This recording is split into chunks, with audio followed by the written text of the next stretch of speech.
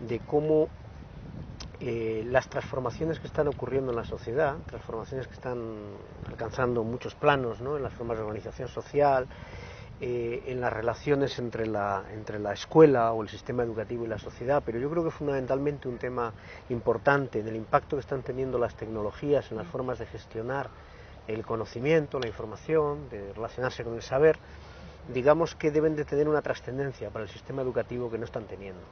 Entonces tenemos una escuela que tiene una historia relativamente corta detrás, desde el punto de vista histórico, pero desde luego tiene ya muchas inercias, y entre esas inercias están formas de enseñar y de aprender que yo creo que pertenecen a otra época, ¿no?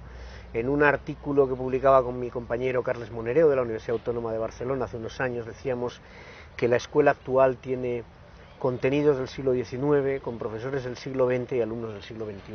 Entonces ahí es donde, en ese gap, en esa distancia entre esos distintos componentes, yo creo que es donde se están produciendo algunos de los graves desajustes del sistema educativo que hacen que cada día yo creo que tengan más problemas para responder a las demandas, a la función social que tiene, ¿no?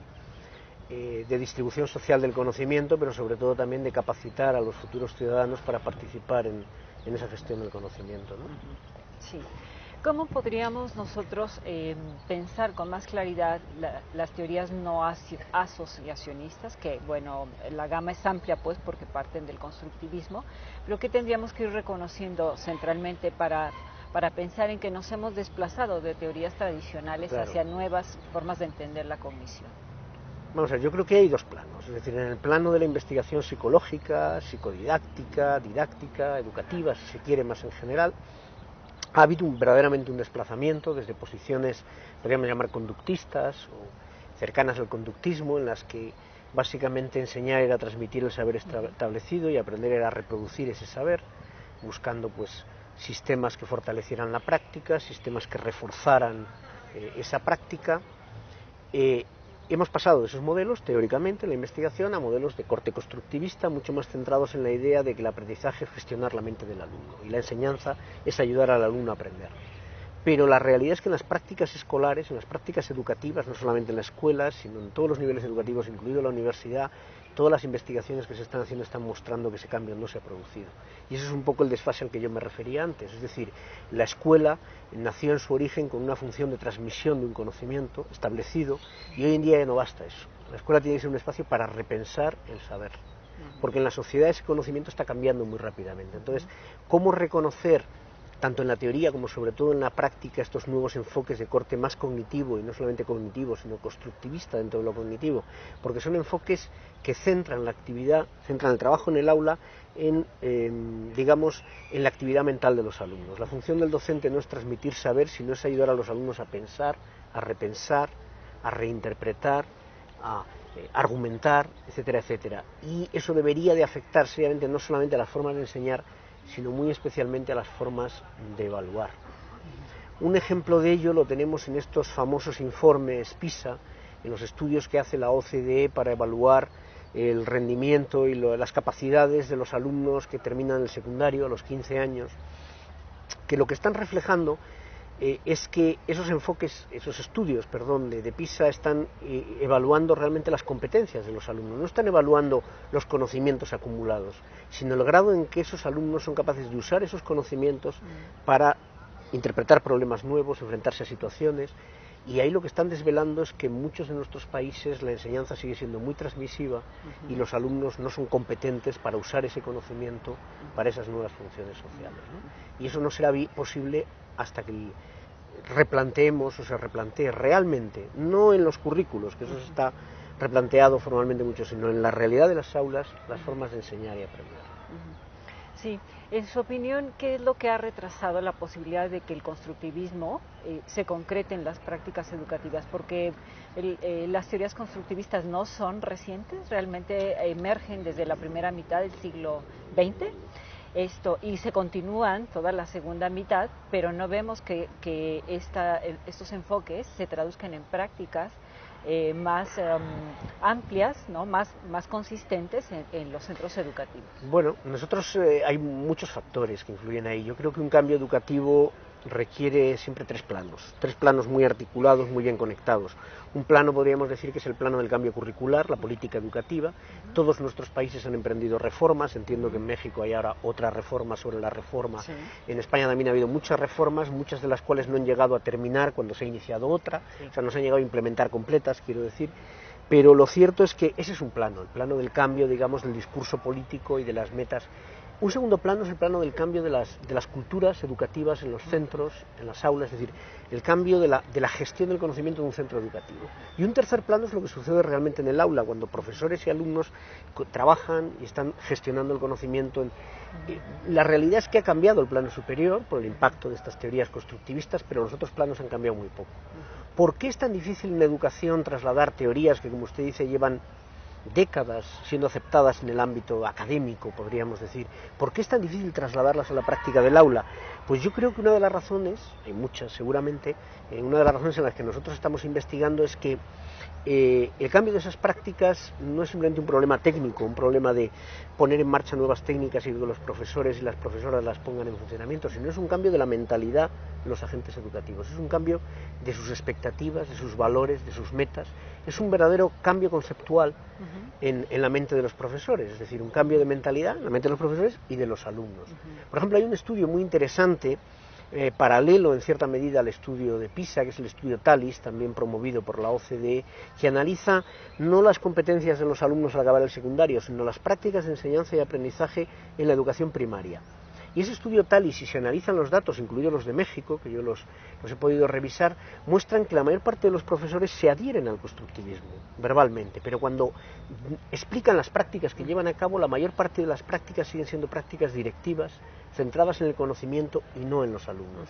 Es decir, poner en marcha una enseñanza basada en el constructivismo supone transferir buena parte de la responsabilidad y el control de lo que pasa en el aula a los propios alumnos. El docente deja de ser el centro de la actividad del aula. Eso supone un cambio no solamente de mentalidad, sino un cambio en su identidad, en su función social, en su responsabilidad social, en lo que la sociedad espera de él o de ella y en lo que... Entonces yo creo que ese es uno de los factores que nosotros estamos trabajando en la línea de investigar cómo se puede promover ese cambio en las concepciones, en la manera de concebir realmente tu función educativa, tu función en los contextos educativos, ¿no? Sí. Bueno, este planteo que usted me comparte me lleva un poco a pensar en dos situaciones muy concretas que experimentamos al pensar las prácticas educativas. Uno son las formas de organización de los centros educativos, qué tanto las formas organizativas se han movido para poder acoger nuevas concepciones de los docentes, por una parte, y por otra parte, qué tanto la formación de los docentes requiere otras lógicas. El primer punto, yo no soy especialista y no podría hablar desde luego de las formas de organización de los centros y de la dinámica curricular aquí en México porque no la conozco, ¿no? Puedo hablar un poco más de la realidad de mi país, de España, y lo cierto es que sobre todo en la educación secundaria han cambiado muy poco. La secundaria sigue estando estructurada por disciplinas, por materias aisladas, con muy poca conexión, en el que difícilmente los distintos profesores o maestros dialogan y coordinan entre sí los planteamientos educativos, de tal manera que los alumnos tienen un ciclo casi de conferencias o de clases sin escasa relación, con un corte muy academicista, cuando luego la justificación de esas materias como parte de la formación ciudadana en el secundario es que deben de servir para entender el mundo que las rodea, y hay una grave desconexión entre esas materias y el mundo que las rodea. Por poner un ejemplo muy claro, a los alumnos se les está enseñando física, química, historia o biología, pero en la realidad social no hay problemas históricos, físicos, biológicos, hay problemas, y los problemas se pueden abordar de muchas perspectivas, y es muy difícil llevar luego a esa realidad social lo que has aprendido de manera tan fragmentaria, tan desconectada, tan...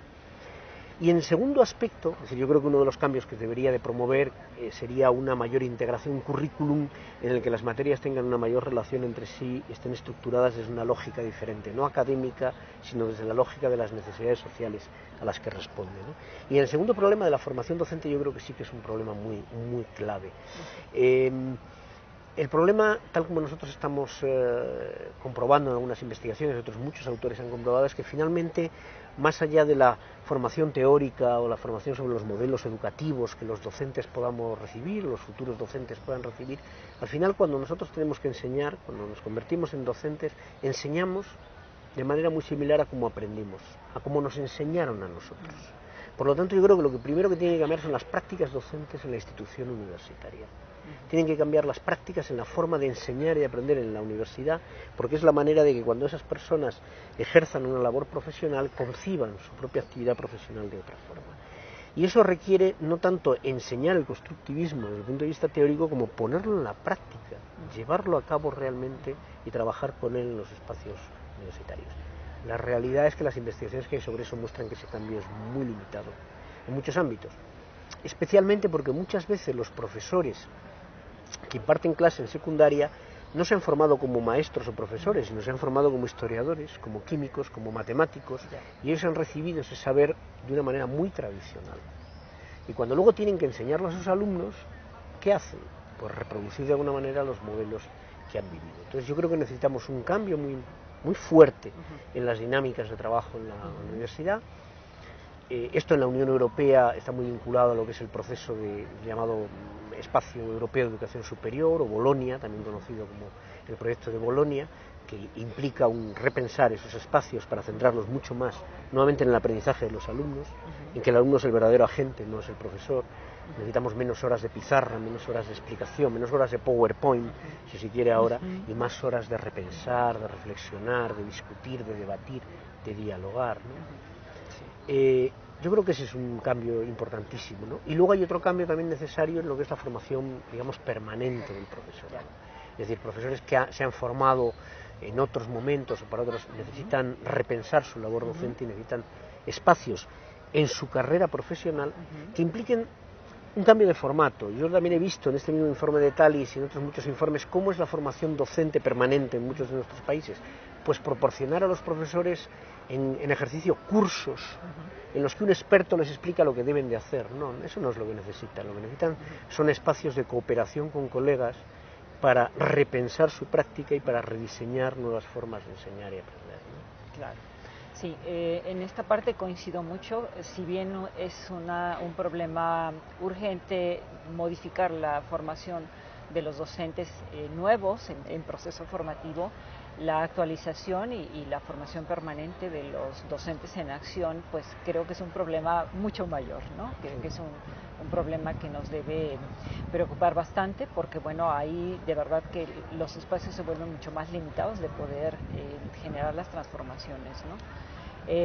Yo no sé si habría alguna experiencia que pudiera compartirnos en el sentido de formar docentes desde esta perspectiva más constructivista, donde los resultados hubieran aportado algunas luces de decir, bueno, la formación permanente tendría que transitar por aquí. O sea, yo creo que en educación hay, un poco en la línea de lo que comentaba antes, hay dos planos siempre. Hay un plano en el que nosotros hoy tenemos ya acumulado una gran cantidad de investigación, de estudios, que nos muestran qué formas de enseñar y aprender, no solamente a los alumnos en la clase de historia, de matemáticas, o enseñarles lengua española o a leer y escribir, sino qué formas de enseñar o de transformar la práctica docente son más eficaces en la formación docente. Eso lo sabemos, lo conocemos, la investigación se ha acumulado. Y otra cosa distinta es cómo generalizar eso a la gran cantidad de docentes y la gran cantidad de contextos que hay, que es un problema de política educativa. En el primer dominio, en el primer ámbito, en el primer plano que he dicho, yo creo que sabemos hoy en día que una formación, no solamente del profesorado, sino una formación de cualquier profesional, para ser eficaz debe basarse en una reflexión sobre su propia práctica. Debe de partir de poner a ese profesional en observarse a sí mismo en su ejercicio profesional e intentar entender qué le está pasando, cuándo tiene éxito y cuándo no. La mayor parte de nuestros profesores son muy conscientes de la sensación de fracaso o viven muchas experiencias, de hecho, que producen mucha ansiedad de no conseguir sus metas, de no lograr que sus alumnos aprendan. Entonces ellos tienen esa experiencia. El problema es cómo resignificarla. Normalmente atribuyen ese fracaso al propio alumno, a la familia, al entorno. Los alumnos no quieren estudiar, no se esfuerzan, no.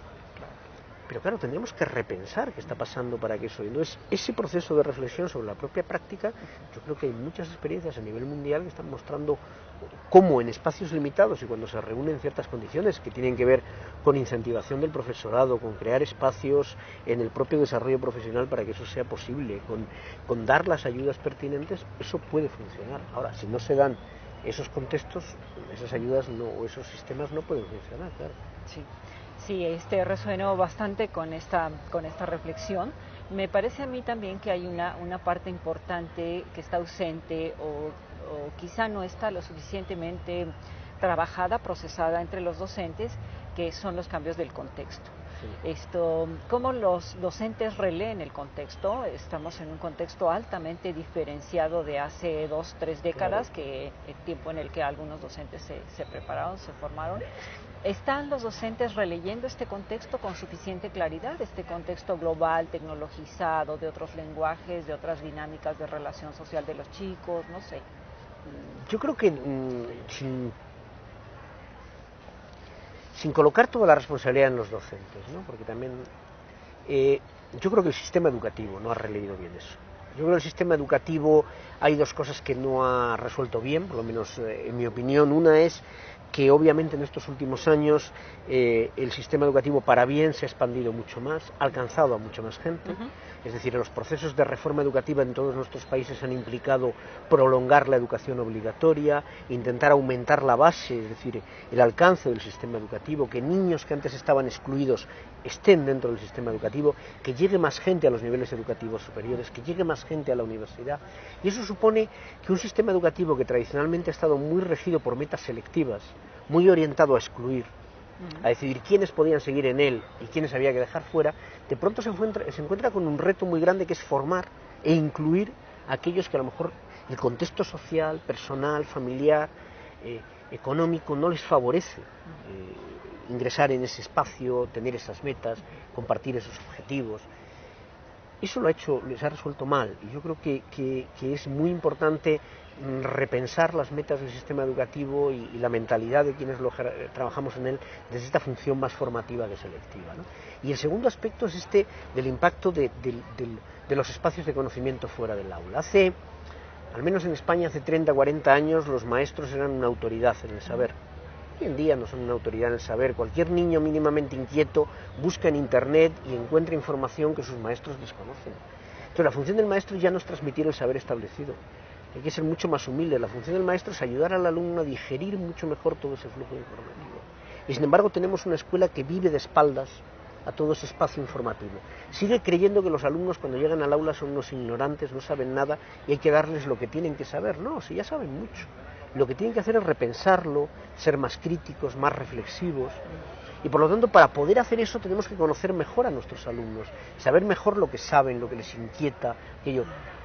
No podemos seguir tratándoles como una pizarra en blanco, como algo no escrito, como algo personas sin saber, sino todo lo contrario, ¿no?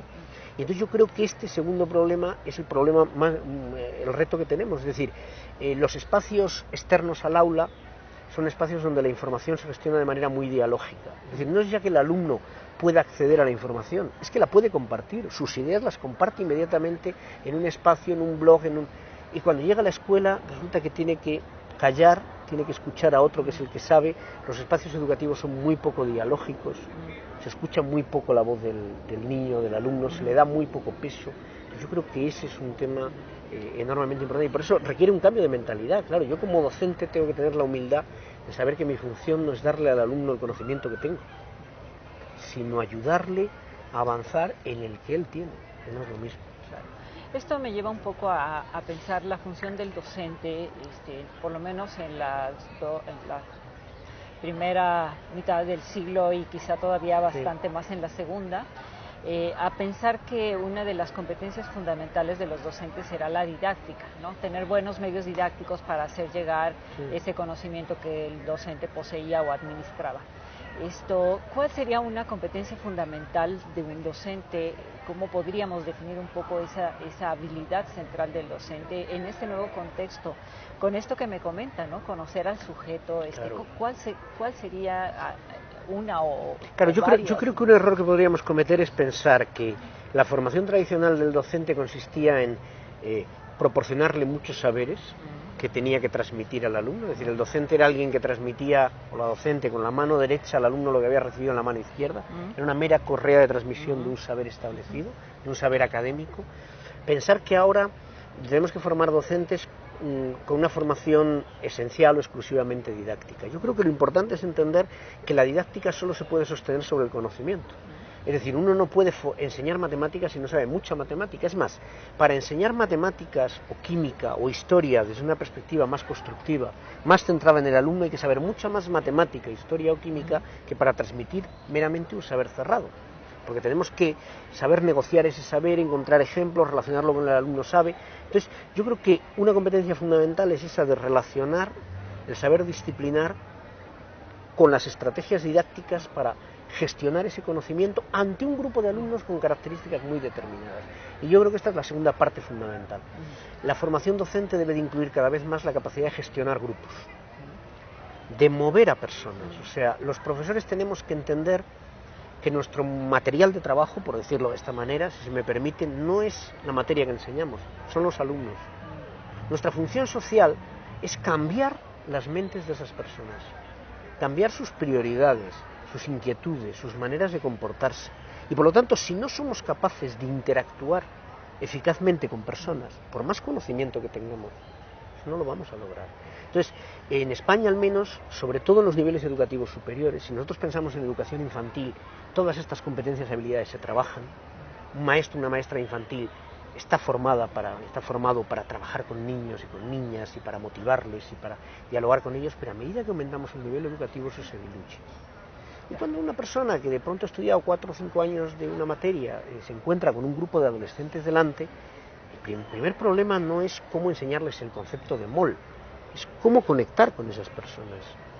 Entonces tenemos que trabajar mucho más esta parte de las habilidades sociales, las habilidades de gestión de grupos, de motivación. Esta sería un poco la idea de educación estratégica que usted plantea en algunos de sus trabajos. Bueno, estaría ligada también a la idea que ha apuntado usted antes de que en un sistema educativo homogéneo, como era el anterior, muy selectivo, nosotros enseñábamos siempre al mismo tipo de alumnos, porque los que no eran así habían sido excluidos. El sistema cortaba y todo el que no encajaba en el patrón quedaba fuera. Hoy en día tenemos alumnos cada vez más diversos, y al tener alumnos cada vez más diversos tenemos que empezar a entender que lo que a lo mejor es eficaz con unos alumnos no lo es con otros. Y tenemos que empezar a ser estratégicos en el sentido de adecuar nuestras formas de enseñar y aprender a los contextos y a las lógicas y las características de los alumnos con los que trabajamos. En España hay un viejo refrán, un dicho, que no sé si aquí en México también lo hay, creo que sí, que es: cada maestrillo tiene su librillo. Es decir, cada maestrillo enseña con su... Bueno, ahora tenemos que aprender a tener muchos librillos. La cuestión no es que tengas un método que te funciona siempre, sino ¿qué me va a funcionar con estos métodos? ¿Cómo voy a conseguir movilizar a estas personas y cómo voy a movilizar a estas otras? Esa es la enseñanza y el aprendizaje estratégico. Enseñanza estratégica desde el punto de vista del profesorado, de ser capaz de adecuar sus formas de hacer a las características de sus alumnos y los contextos sociales en los que trabaja, y estrategias por parte de los alumnos, ser capaz de usar el conocimiento que tienen para resolver el tipo de problemas sociales a los que se van a enfrentar, ¿no? Que son también diversos. Claro. En esta misma línea leí algo en algunos de sus trabajos en el sentido de poder pasar de pensar de la educación de todo lo deseable que quisiéramos poner o dejar en los estudiantes a lo posible, ¿no? ¿Cómo ir tomando estas decisiones de lo posible, lo viable, lo alcanzable? ¿Cómo poder decidir en esto, no? Bueno, yo creo que vamos a ver, la educación es una utopía. O sea, si no tenemos deseo no podemos enseñar. La educación es siempre un acto idealista. En el fondo es un sueño, un producto de la ilustración, por el que creemos que si damos a las personas, si ayudamos a las personas a adquirir más conocimiento, haremos de ellas mejores personas. Esto no deja de ser una utopía, no deja de ser... Entonces no podemos renunciar a la utopía. Nosotros no podemos renunciar a la utopía no ya de que todos los alumnos, niños y niñas, sean capaces de leer y escribir, sino hoy en día de que sean capaces de usar la lectura y escritura para comprender el mundo en el que están, para criticarlo. Pero eso no significa que podamos lograr todo con todos los alumnos en todo momento, sino tenemos que adecuarlo a sus capacidades, ¿no? El viejo concepto, el tradicional concepto de zona de desarrollo próximo, que enunció ya el psicólogo soviético Vygotsky hace, pues eso, 80 años, 90 años, yo creo que es un concepto muy importante, es decir, la idea de tenemos que trabajar desde las capacidades de los alumnos para mover esas capacidades, para irlas incrementando. No podemos crear una distancia muy grande entre lo que los alumnos son capaces de hacer y lo que esperamos de ellos, porque entonces nunca la podrán recorrer. Pero a medida que les hacemos avanzar un poco, siempre tenemos que exigirles más allá de lo que son, pero un poquito más allá de lo que son. Entonces, claro, en contextos muy distintos, eso puede implicar que las posibilidades son distintas, pero no debemos de perder nunca el sueño utópico de desear siempre más, de no conformarnos con lo que tenemos, ¿no? Sí.